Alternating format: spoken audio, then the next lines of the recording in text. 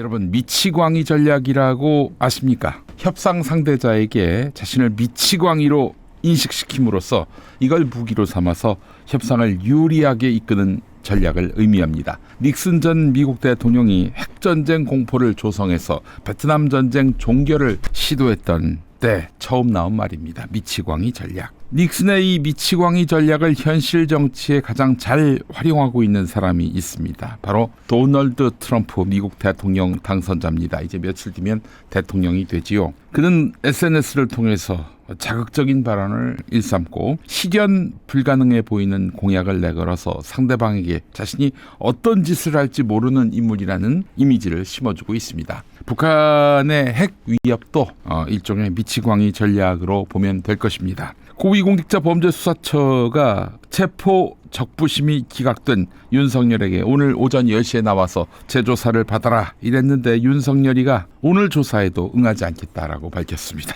야, 이게 여러분 일반인이면 이게 상상이 날 수 있는 일입니까? 이게 공수처가 불법 수사를 이어가고 있다. 계속 이 주장을 펴고 있어요. 근데 서울 서부지법에 이어서 서울중앙지법도 그 수사 문제 없다. 너 체포 정당하다.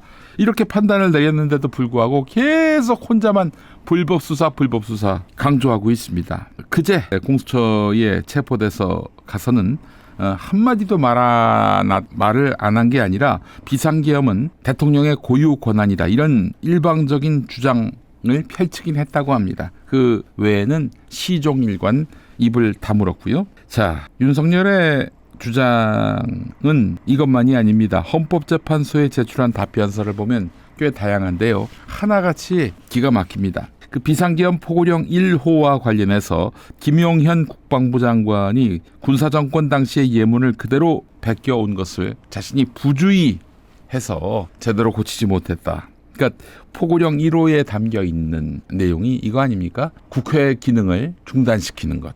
네, 국회 기능을 중단시키는 것. 이 명백한 헌법 위반인데 이것과 관련해서 빼박이니까 이거 내가 손 봤어야 했는데 손을 못 봤다. 부주의해서 손을 보지 못했다. 이렇게 얘기를 하고 있어요. 그러니까 결국에는 김용현한테 책임을 다 떠넘기는 거죠. 저놈이 그렇게 포고령 1호를 썼어요. 헌법 위반적 내용을 썼던 겁니다. 나는 자세히 보질 못해가지고 그냥 말리지 못했는데 내 뜻이 아닙니다. 이렇게 나오고 있어요. 윤석열이가. 그랬더니 어제 김용현의 변호인이 김용현이 초안을 쓰고 윤석열이 검토한 것이다. 이렇게 말했습니다.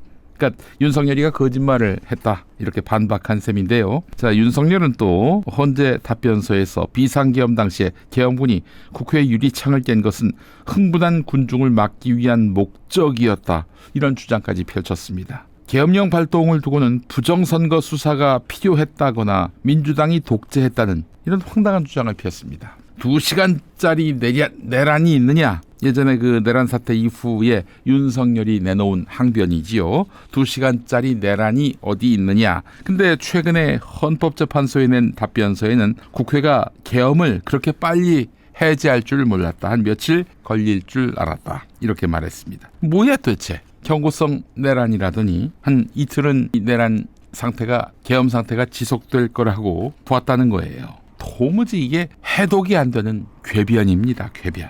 네, 이걸 두고 미치광이 전략 아니냐 이렇게 평가하는 사람도 있습니다. 근데 미치광이 전략이 통하는 마당은 협상장입니다. 협상장. 피고가 재판장 앞에서 이런 연병을 떠는 것은 이거는 미치광이 전략이라고 볼 수 없어요.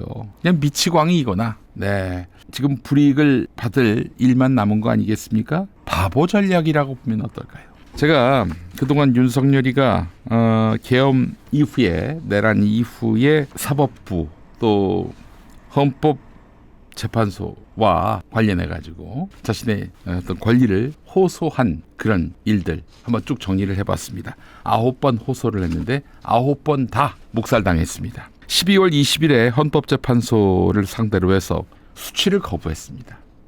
온갖 문건에 대해서 수취 거부를 했습니다. 그랬더니 헌법재판소가 마냥 기다릴 줄 알았는데 그게 아니라 송달 받은 걸로 간주를 했습니다. 윤석열 패. 12월 30일에 서울 서부지방법원이 체포영장을 발부했죠. 역시 윤석열 패.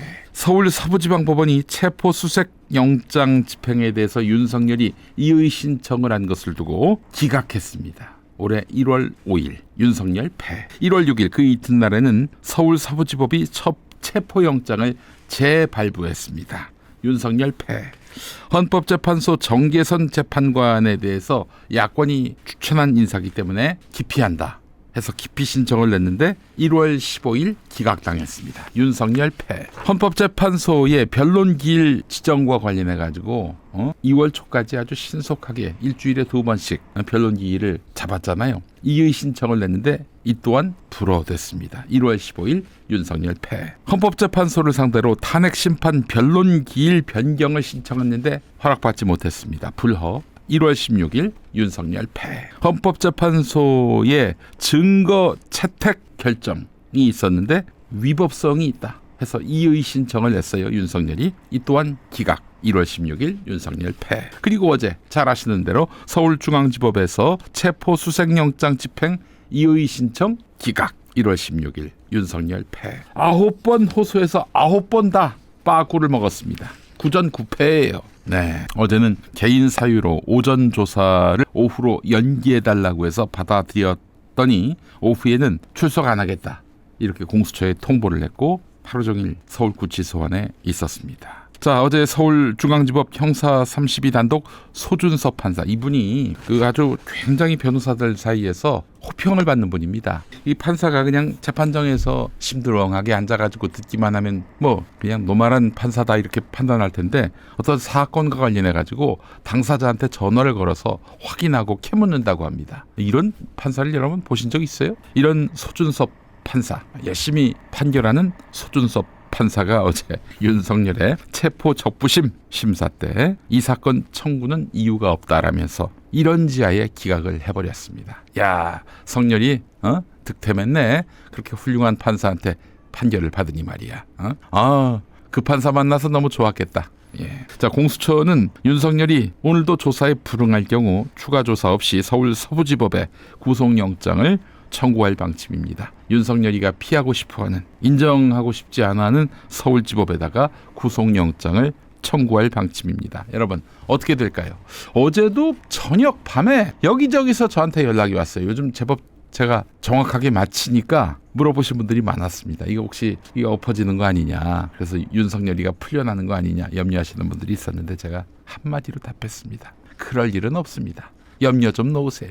노파심이 너무 깊어지셨네. 아니나 다를까 어제 11시 10분에 기각 판단이 나왔죠. 아마 구속이 확실해 보입니다. 김한규 의원 같은 경우에는 일요일 아침에 나올 것 같다 이렇게 봤는데, 근데 그 사이에 체포 집행 이의 신청을 냈단 말이에요. 그래서 거의 하루를 그냥 허비하고 말았는데 오늘 밤 9시까지라고 합니다. 체포영장 집행 시한이 아마도 오늘 밤 지나서 서울 서부지법에다가 구속영장을 청구한다면은 주말을 넘기지 않을 것 같습니다. 주말을 넘기지 않을 것 같아요. 그래서 주말 안으로 구속된 윤석열의 모습을 보게 될 것이고, 구속되고 한 20일 수사를 받습니다. 20일 뒤에는 아마 검찰이 기소할 것 같은데 공소장이 나오겠죠. 그 공소장이 결국 윤석열이를 파면하는 그런 근거가 될 것입니다. 네, 이미 김용현 등 그 윤석열로부터 지시 명령을 받은 사람들이 다 구속 기소됐잖아요. 그 공소장을 보면은 뭐 이번 내란의 우두머리는 윤석열임이 명징합니다. 네. 그런데 윤석열은 지금 계속 헌법재판소, 사법부를 향해서 들이받고 있습니다. 무슨 실익이 있을까요? 두 번 다시 나 같은 대통령 뽑지 말라는 어떤 역사의 교훈을 심어주기 위해서 온몸을 던져서 이렇게 메시지를 전달하려고 하는 것일까요? 네. 저희 벙커원 교회가 돌아오는 일요일에 예배 때 부를 찬송가를 정했습니다. 하나님의 은혜로라는 찬송가인데 그 가사가 이렇습니다. 하나님의 은혜로 저 쓸데없는 자 왜 구속하여 주는지 난 알 수 없도다. 가사가 이래요. 아, 하나님의 은혜로 저 쓸데없는 자 왜 구속하여 주는지 나는 알 수 없도다. 좋지요. 야, 성렬아, 너한테 지금 전략이란 게 있냐? 술도 없고 유튜브도 없는 구치소에서 어떻게 하면 시간 죽이고 살까 고민 중인 여러분의 성렬이 인사드립니다. 어젯밤 체포 접부심 또 기각됐다고 좋아하지 마세요. 법에 대해 족도 모르는 여러분, 제가 누굽니까? 법 기술자 아닙니까? 앞으로 시간을 늘려서 구속도 피하고 재판도 피하고 헌법 심판도 피할 길은 얼마든지 많습니다. 하다못해 제가 아픈 척하고 쓰러지면 어떻게 하려고 제가 잔대가리로 대통령까지 된 사람입니다. 여러분은 저를 너무 조수로 아는 경향이 있습니다. 이제 여러분은 어떻게 하면 수사를 피하고 기소를 피하는지 그 진술을 맛보시게 될 겁니다. 이거 나중에 임기가 끝나면 유료 서비스로 풀까 했는데 무료로 온 국민에게 보여드리게 됐네요. 보셨죠? 공수처 검사가 물어봤지만 이름도 집 주소도 말 안 하고 마지막에 줘서 열람도 안 하고 도장도 안 찍었잖아요. 여러분 100시간, 1000시간 조사에 응해도 도장 안 찍으면 그만입니다. 말짱 보루묵이에요. 증거 능력이 하나도 없게 돼요. 이거 얼마나 즐거운 일인 줄 아세요? 실컷 조사한 검사들 도장 안 찍겠다고 했을 때 족도 열받는 표정 보면 꿀잼이 아닐 수 없습니다. 그나저나 집사람은 어떻게 지낼까요? 여보, 내 쿠고는 소리가 그립지 않나. 처먹을 때마다, 방귀 낄 때마다, 내 불룩한 배를 볼 때마다 나는 당신 생각한다고. 조금만 더 있다가 감옥에서 나갈 거야. 그땐 해외에 튀어버리고 없는 건 아니겠지. 그것까지는 좋은데 성은이하고 튀는 건 아니겠지. 믿을게. I miss you. 아니 I miss 김.